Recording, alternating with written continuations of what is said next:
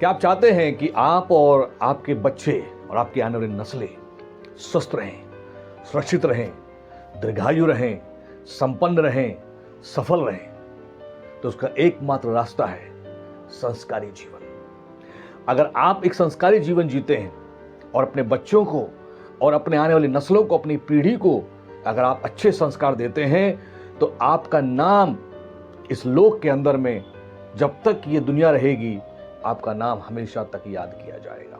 आज भी इस सृष्टि में, इस पृथ्वी पर ऐसे बहुत से लोग हैं, आज भले ही वो इस दुनिया में नहीं हैं, परंतु उनके जीवन, उनके संस्कार और उनके चरित्र के कारण आज भी उनका नाम बड़े सम्मान के साथ लिया जाता है। ऐसा कोई परिवार नहीं है, ऐसे कोई माता पिता नहीं है जो नहीं चाहते हैं कि उनके बच्चे या उनके नाती पोते, उनके आने वाला वंश जो है एक अच्छा संस्कारी परिवार ना हो और वे इस पृथ्वी पर, सृष्टि में अच्छे नाम को ना कमाएं। बड़े धन से अच्छा नाम चाहने योग्य है, क्योंकि धन एक दिन समाप्त हो जाता है, लेकिन अच्छा नाम सर्वदा सर्वदा तक बना रहता है। साथियों, मैं आज आपके साथ में 12 संस्कारों को शेयर करना चाहता हूं। अगर इनको हम अपने जीवन में अपनाते हैं और अपने बच्चों को देते हैं, तो याद रखिए, आपका और आपके बच्चों का आने वाला समय एक उज्जवल समय होने वाला है। पहला संस्कार है अपने बच्चों को जो हमें देना चाहिए, वो है सत्य का संस्कार। जी हाँ, आप अपने बच्चों को स्कूल, कॉलेज, यूनिवर्सिटी भेजते हैं, लेकिन सब कुछ पढ़ने के बाद में अगर उनको हमने सत्य का संस्कार नहीं दिया, अर्थात हमने उनको बचपन से सच बोलना नहीं सिखाया, वे आगे चल करके झूठ में जीवन जीना शुरू करेंगे और झूठ का जीवन उनके जीवन को बर्बाद कर देता है। लेकिन सत्य सिखाने के लिए सबसे पहले हमें अपने बच्चों के सामने, हमें अपने बच्चों के साथ सत्य बोलना सीखना होगा, क्योंकि संस्कार के लिए कोई स्कूल, कॉलेज, यूनिवर्सिटी नहीं होती अलग से। संस्कार जो है किसी को बिठा करके बताने से ज्यादा संस्कार दिखा करके सिखाया जाता है। संस्कार बताने का विषय नहीं, दिखाने का विषय है। सो आप 20% तो आप बता करके सिखा सकते हैं, लेकिन 80% जो है आपको देख करके ही सीखेंगे, वो चाहे आपके बच्चे हों, चाहे आपके नाती पोते हों, चाहे कोई भी क्यों ना हो। तो सबसे पहला संस्कार है सत्य का संस्कार। सत्य बोलना सीखें, सत्य बोलना अपने बच्चों को सिखाएं। दूसरा संस्कार है प्रेम। जी हाँ, पोथी पढ़ते जुग भया, पंडित भया ना कोई, और 2.5 अक्षर प्रेम का जो पढ़े सो ही पंडित होए। तो अगर दुनिया की सारी शिक्षा प्राप्त कर ली है, आपके अंदर प्रेम ही नहीं है। सारी सृष्टि में मनुष्य ही एकमात्र ऐसी सृष्टि है जो अपने प्रेम को एक्सप्रेस करता है, अपने प्रेम के भावों को प्रकट करता है। मनुष्य के अंदर में प्रेम का अंबार है, प्रेम का भंडार है। यही कारण है कि वो अपने माता से प्रेम करता है, अपने पिता से प्रेम करता है, अपने परिवार के लोगों से प्रेम करता है, अपने बहन भाई से प्रेम करता है, अपनों को वो बहुत ज्यादा प्रेम करता है। जिस तरीके से हमारे अंदर मातृ प्रेम है, पितृ प्रेम है, मित्र प्रेम है, इसी प्रकार हमारे भीतर राष्ट्र प्रेम भी होना चाहिए। मतलब इस हमारे देश का प्रत्येक नागरिक जो है वो हमारा अपना है। हमें उनके साथ प्रेम का व्यवहार करना चाहिए। उसके अलावा हमें देश के बाहर में अगर कोई भी हमें मिले, हमें इस बात का परिचय देना चाहिए कि हम भारत के रहने वाले हैं और हमारे अंदर में प्रेम भरा हुआ है। तीसरा संस्कार है वो है अहिंसा का संस्कार। जी हाँ, अहिंसा का मतलब साफ कायरता नहीं होता है। हिंसा और अहिंसा का जो अंतर है वो ये है कि अगर आप किसी को जाकर के नुकसान पहुंचा रहे हैं, बेवजह किसी को नुकसान पहुंचाने का प्रयास कर रहे हैं, वो हिंसा है। किसी को दुखी कर रहे हैं, वो हिंसा है। लेकिन हाँ, अगर कोई आपके ऊपर में आक्रमण करता है, आपको मारने का प्रयास करता है और अपने आप बचाव में आप कुछ भी करते हैं, वो हिंसा नहीं, वो आत्मरक्षा है, वो अहिंसा है। अहिंसा का जो मतलब यह है कि आप जो है किसी भी परिस्थिति में, चाहे आपके शत्रु आपके विरोध में आ जाएं, आप किसी भी परिस्थिति के अंदर में आप निराश नहीं होते हैं, आप हताश नहीं होते हैं। आप हर एक विकट परिस्थिति में भी समाधान निकालने का प्रयास कर लेते हैं, क्योंकि जो विकट परिस्थिति में झुक जाता है, वो बहुत जल्दी क्रोधित हो जाता है और हिंसा का सहारा लेता है।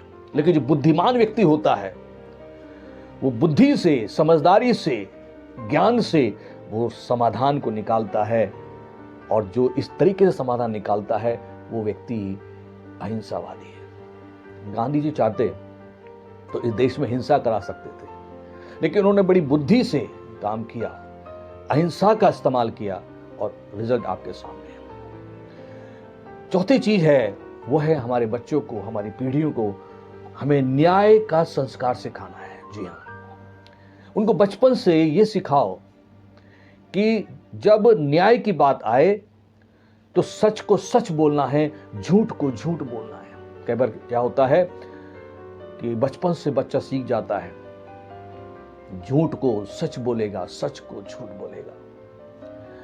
अगर ये बीज उसमें पड़ गया, आगे चल के वो एक भ्रष्टाचारी नागरिक बनेगा, आगे चल के वो एक अपराधी भी बन सकता है, आगे चल के वो जिस विभाग में भी जाएगा वहां पे करप्शन करेगा और समाज और मानवता और देश को बर्बाद करने का काम करेगा।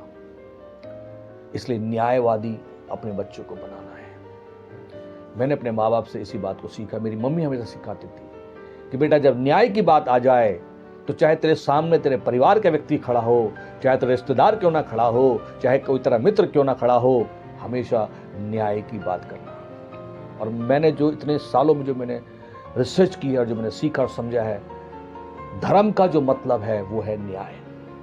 जिस धर्म के अंदर में निष्पक्ष और निस्वार्थ न्याय नहीं है वो धर्म नहीं है, वो अधर्म है। जिस भी धर्म के अंदर में लोगों के साथ अन्याय होता है, बेवजह लोगों को मारा जाता है, कष्ट दिया जाता है, शोषण किया जाता है, वो धर्म नहीं है, अधर्म है। इसलिए न्याय की स्थापना करना ही सबसे बड़ा धर्म है। तो अपने बच्चों को बचपन से न्याय का संस्कार दें। उसके बाद में पांचवी बात है वो है उन्हें बचपन से संयम सिखाएं। जी हाँ, संयम से मेरा मतलब है मन, वचन, कर्म में संयम। बोलने में एक संयम, विचारों में एक संयम, कामों में एक संयम, शरीर, प्राण, आत्मा में संयम सिखाना चाहिए उनको।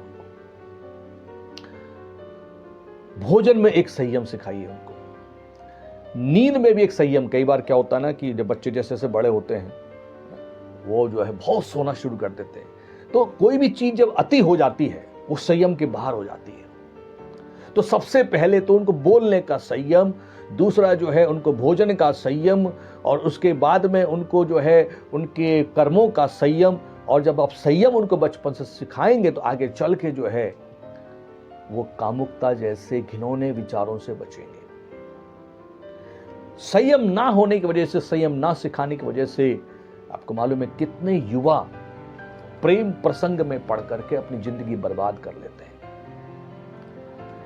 कितने युवा संयम जीवन में ना होने की वजह से बलात्कारी हो जाते हैं।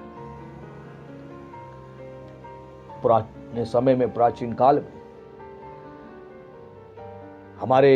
हमारे बुजुर्गों ने हमें सिखाया, हमारे पूर्वजों ने सिखाया कि एक पुरुष के लिए, एक स्त्री के लिए संयम ही सबसे बड़ी जो है ऊर्जा है, सबसे बड़ी ताकत है। तो संयम होना बहुत ज्यादा आवश्यक है। उसके बाद में अगला जो संस्कार है वो है पवित्रता। जी हाँ, संयम और पवित्रता थोड़े मिलते जुलते हैं, लेकिन संयम के बाद ही एक व्यक्ति में पवित्रता आती है। विचारों में पवित्रता, सोच में एक पवित्रता, शब्दों में एक पवित्रता। हमारे देश में आप देखो, किसी भी आप कॉलोनी में जाओ, खास करके आप ग्रामीण क्षेत्रों में जाओ या शहरों के अंदर में स्लम्स एरिया में जाओ, छोटे बच्चों से लेकर के बड़े बुजुर्ग तक आपको गालियां देते मिलेंगे। और अधिकतर उनकी गालियां जो हैं, माफ कीजिएगा, महिलाओं के गुप्त अंग और पुरुषों के गुप्त अंग से संबंधित होती है। हमारा देश ही एक ऐसा देश है जहां पर पुरुषों और स्त्रियों के गुप्त अंगों पर गालियां दी जाती हैं। दूसरे देशों में जहां पर अंग्रेजी भाषी लोग हैं, वो ज्यादा क्या बोलते हैं, स्टूपिड और ब्लडी फूल, है ना, इस प्रकार की वो गालियां देते हैं, लेकिन हमारे यहाँ की जो गालियां हैं बहुत ही अनोखी हैं, जिससे उनके चरित्र का हनन होता है, जिससे उनकी मानसिकता का हनन होता है, उनकी मानसिकता, उनके विचार अशुद्ध होते हैं। तो पवित्रता ही जो है एक व्यक्ति का संस्कार होना चाहिए। जब उसको पवित्रता हम सिखाएंगे बचपन से, आगे चल के उसके सोच में, उसके शब्दों में, उसके कामों में, सभी चीज़ों में पवित्रता नजर आएगी। और सबसे अंतिम बात पवित्रता के लिए जरूरी है, वो है विवाह से पहले किसी भी प्रकार के शारीरिक संबंध में नहीं पड़ना, चाहे स्त्री हो चाहे पुरुष हो, लड़का हो लड़की हो। जो विवाह से पहले शारीरिक संबंध बनाता है वो अपने उस परमात्मा और अपने परिवार, अपने माता पिता के पालन पोषण के विरुद्ध में पाप करता है, अपराध करता है। और ऐसे लोग, मैं कोई बद्दुआ नहीं दे रहा हूं, परंतु मैं वास्तविकता बता रहा हूं। मैंने बहुत जिंदगी देखी है, मुझे लगभग 33 साल हो गए समाज में काम करते हुए। ऐसे परिवार जो अपने माँ बाप को दुखी करके प्रेम प्रसंग में पड़ते हैं और शारीरिक संबंध बनाते हैं, वे लोग कभी सुखी नहीं रहते हैं।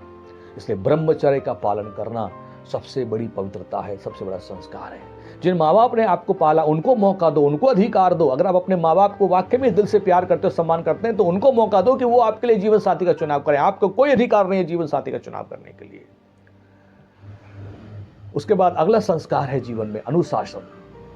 जी हाँ, अगर जीवन में शासन करना है तो अनुशासन बहुत ज्यादा जरूरी है। अनुशासन के बिना जीवन में कुछ भी संभव नहीं है। अनुशासन जीवन की चाबी है, क्योंकि जिस व्यक्ति के अंदर में उसका जो दिन भर का जो समय है, अगर वो व्यवस्थित नहीं है तो फिर वो व्यवस्था का निर्माण कैसे करेगा। व्यवस्थित होना एक जीवन के लिए बहुत ज्यादा जरूरी है। समय पे उठना, समय पे सोना, समय पे खाना, समय पे पढ़ाई करना, सभी चीजों के लिए, सभी कार्यों के लिए एक व्यवस्थित समय सारणी होना ही अनुशासन है। कुछ भी करो, लेकिन आपके पास एक समय सारणी होनी चाहिए। कल आप क्या करेंगे, आज ही आपके पास उसके लिए समय सारणी होनी चाहिए। एक अनुशासन ही एक व्यक्ति को समाज के अंदर में एक अच्छा लीडर बनाता है, एक अच्छा अगुवा बनाता है। So the discipline is very very important. अनुशासन बहुत महत्वपूर्ण है। अगला संस्कार है सेवा। जी हाँ, सब कुछ सीखा, हमने मानवता की सेवा नहीं की, अपने बुजुर्गों की सेवा नहीं की, अपने माता पिता की सेवा नहीं की, गरीबों की सेवा, असहायों की सेवा, दुखियों की सेवा, जरूरतमंदों की सेवा। मनुष्य के पास ही असीमित संसाधन है, असीमित संसाधन है। वो चाहे तो एक जगह बैठ करके वो सारी दुनिया की सेवा कर सकता है, मदद कर सकता है। एक मनुष्य के लिए सेवा जो है उसकी प्राथमिकता होनी चाहिए। हमारे बुजुर्ग, हमारे दादा दादी, नाना नानी, जिनके बीच में हम पले बड़े हैं, हमारे माँ बाप जिन्होंने हमको पैदा किया, हमारा पालन पोषण किया, अपने जीवन की बहुत सारी जरूरतों को रोकते हुए उन्होंने आज हमें यहां तक पहुंचाया है। लेकिन जब वो बुजुर्ग हो जाते हैं, वो हमें बोझ लगने लगते हैं। दादा दादी हमें बोझ लगने लगते हैं, नाना नानी हमें बोझ लगने लगते हैं, हमारे अपने माँ बाप हमको बोझ लगने लगते हैं। याद रखिए, अगर आज आपको अपने दादा दादी, अगर आज आपको अपने माता पिता बोझ लगते हैं, कल को आप भी अपने बच्चों के लिए बोझ लगेंगे। आप सोचते हैं कि अपने माँ बाप को आप तिरस्कार करके, अपने माँ बाप का अपमान करके, अपने माँ बाप को छोड़ करके आप ये उम्मीद करें कि आपके बच्चे जो है आपका सम्मान करेंगे और आपकी जो है सेवा करेंगे बुढ़ापे में। असंभव है, क्योंकि जो उन्होंने देखा है वही पलटकर आपके साथ होने वाला है। इसलिए अभी भी वक्त है। ऐसे बहुत से लोग हैं जो अपने दादा दादी को या अपने बुजुर्गों को, अपने माँ बाप को जो है तिरस्कृत किए हुए हैं, उन पर ध्यान नहीं देते हैं, ना उनके खाने पीने का, ना उनके स्वास्थ्य का, ना उनकी दवाई गोली का, यहाँ तक कि उनके पास बैठते तक नहीं है। मेरी मम्मी अभी 2 साल हो गए गुजरे हुए, और जब भी मैं अपनी मम्मी से मैं मिलता था तो मेरी मम्मी एक बात कहती, तू मेरे पास बैठ। तो अगर मैं आधा घंटा 1 घंटा उनके पास बैठ लेता था ना, तो उनको पूरी तृप्ति हो जाती थी। तो क्या 24 घंटे में से 1 घंटा हम हमारी मां के पास नहीं बैठ सकते, अपने पिताजी के पास नहीं बैठ सकते?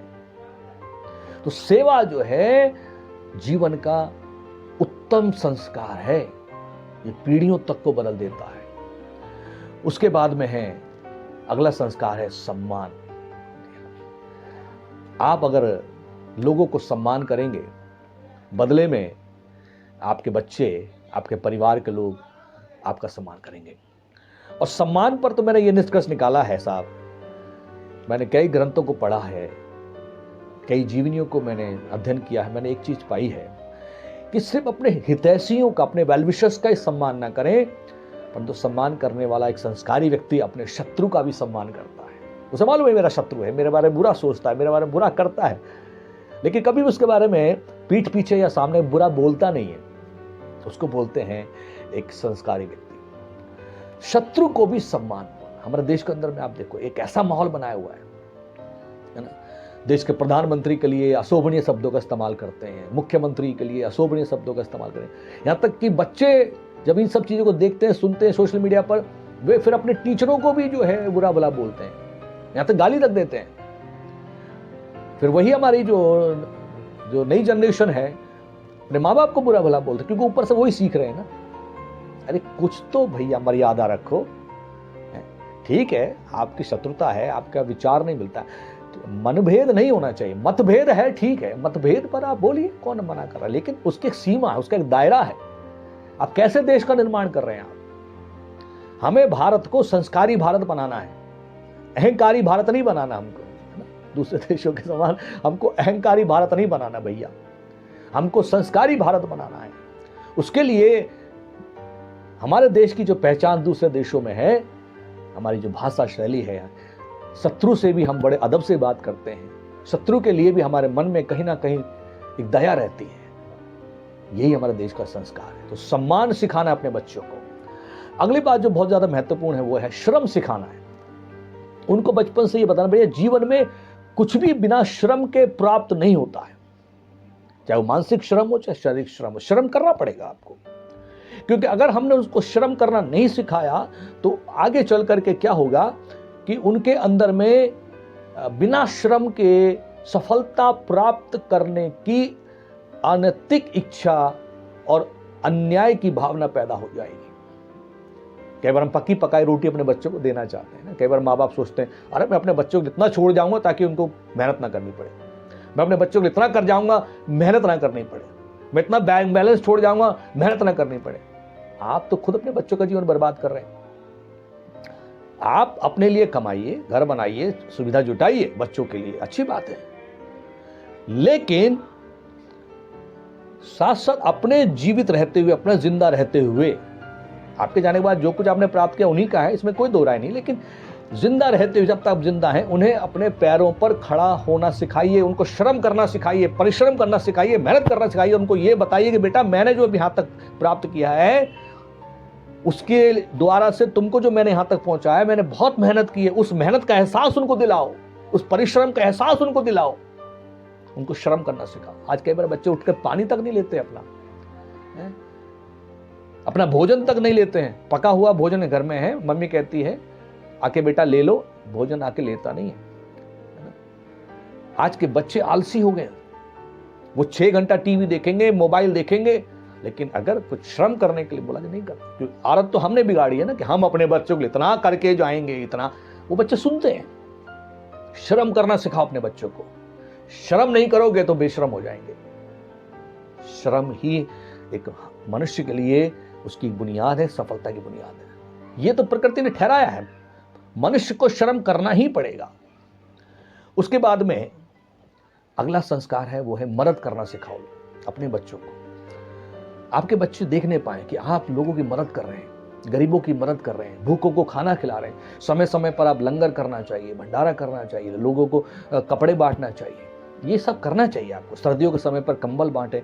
ये बच्चे जब आपका देखेंगे, यही मदद की भावना उनके अंदर में निर्माण होगी और उससे फिर वो क्या करेंगे, दूसरों की मदद करेंगे। तो आपके पास जितना उपयुक्त है, उस उपयुक्त के बाद अगर आपके पास थोड़ा एक्स्ट्रा है, अधिक आय से है, तो उससे दूसरों की मदद करो ताकि आपके बच्चे भी मदद करना सीखें।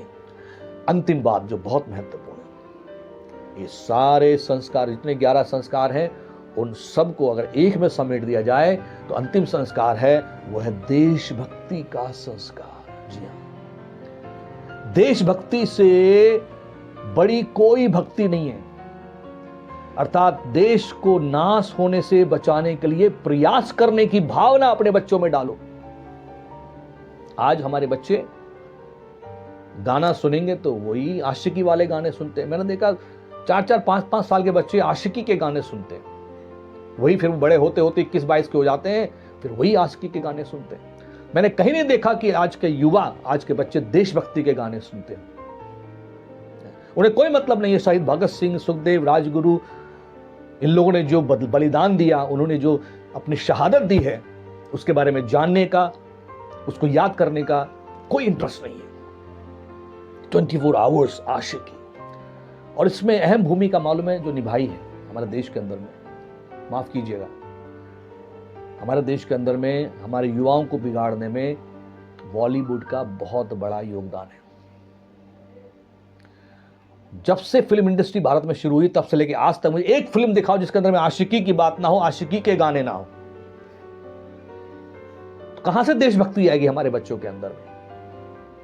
इसलिए अपने घर के अंदर में, टीवी में, मोबाइल में, अपने घर के अंदर में ये आशिकी के गाने आप खुद पहले सुनना बंद करो। बच्चे के जो माँ बाप है ना, पहले वो आशिकी के गाने सुनना बंद करो, तब आपके बच्चों के अंदर में अच्छे संस्कारों का निर्माण होगा। आप खुद अपने बच्चों को दिखाओ कहीं ना कहीं आपके अंदर में अभी देशभक्ति है। 15 अगस्त, 26 जनवरी, इन दिनों में आप क्या करते हैं, बहुत महत्वपूर्ण है। संविधान दिवस पे आप क्या करते हैं, बहुत महत्वपूर्ण है। और भी जितने भी हमारे राष्ट्रीय जो दिन हैं उस पर आप क्या करते हैं, बहुत महत्वपूर्ण है। आपने आपका सब कुछ कर लिया, लेकिन अपने बच्चों के अंदर में देशभक्ति की भावना, देशभक्ति के संस्कार का निर्माण नहीं किया, निश्चय ही आपके बच्चे एक बर्बादी के रास्ते पर जाएंगे। आप उनको वकील बनाओ, डॉक्टर बनाओ, इंजीनियर बनाओ, जज बनाओ, बिजनेसमैन बनाओ, जो मर्जी बनाओ, लेकिन जो भी आप बनाना चाहते हैं उनको देशभक्ति के साथ बनाओ, उनको देशभक्त बनाओ। डॉक्टर बनाना है तो देशभक्त बनाओ, ताकि जब वो लोगों का इलाज करे उसमें देशभक्ति रहे। इंजीनियर बनाना है तो देशभक्त इंजीनियर बनाओ, ताकि वो भ्रष्टाचार ना करे। उसको आईपीएस आईएएस बनाना है तो देशभक्त आईएएस आईपीएस बनाओ। उसको अगर एमपी एमएलए बनाना है तो देशभक्त एमपी एमएलए बनाओ अपने बच्चों को, ताकि हमारे देश के अंदर में अपराधी और भ्रष्टाचारी लोग ना आ सके। तब ये देश एक संस्कारी देश, संस्कारी भारत बनने पाएगा। तो उम्मीद करता हूं ये 12 जो संस्कार हैं आप सर्वप्रथम अपने जीवन में लागू करेंगे, और उसके बाद अपने बच्चों में इनका निर्माण करने में अपने बच्चों को आप सहयोग करेंगे। और होने दीजिए कि ये 12 संस्कार आपके भीतर बच्चे देखने पाए। आप किसी भी धर्म के हों, मुझे उससे कोई मतलब नहीं है, लेकिन मेरा एक ही सारांश है जीवन का, जिस धर्म में संस्कार नहीं है, कोई धर्म कितना भी दावा करता हो कि हम बहुत श्रेष्ठ धर्म को मानने वाले हैं, मैं एक ही बात देखता हूं उसके अंदर में संस्कार क्या है, उसके समाज के हित के लिए, मानवता के हित के, देश हित के लिए वहां पर क्या है, अपने परिवार के लिए, अपने परिवार की उन्नति के लिए उनके पास क्या है। अगर आपके भक्ति में, आपके धर्म में, आपके विचारधारा में अगर संस्कार नहीं है, वो धर्म नहीं है, फिर अधर्म है। सो मेरा एक मिशन है देश को एक संस्कारी देश बनाना, संस्कारी भारत बनाना, और इसमें मुझे आपका सहयोग चाहिए। और मैं ये विश्वास करता हूं कि आप निश्चय ही मेरे देश को एक संस्कारी देश, संस्कारी भारत बनाने में मेरा सहयोग करेंगे। इन्हीं आशाओं के साथ आपने ध्यानपूर्वक इस पूरे वीडियो को सुना है, मैं बहुत बहुत आपका धन्यवाद करता हूं, और उम्मीद करता हूं कि इस वीडियो को ज़्यादा से ज़्यादा लोगों को शेयर करें, ताकि बहुत सारे लोगों के जीवन में परिवर्तन आ सके। जय हिंद, जय भारत, इंकलाब जिंदाबाद, वंदे मातरम।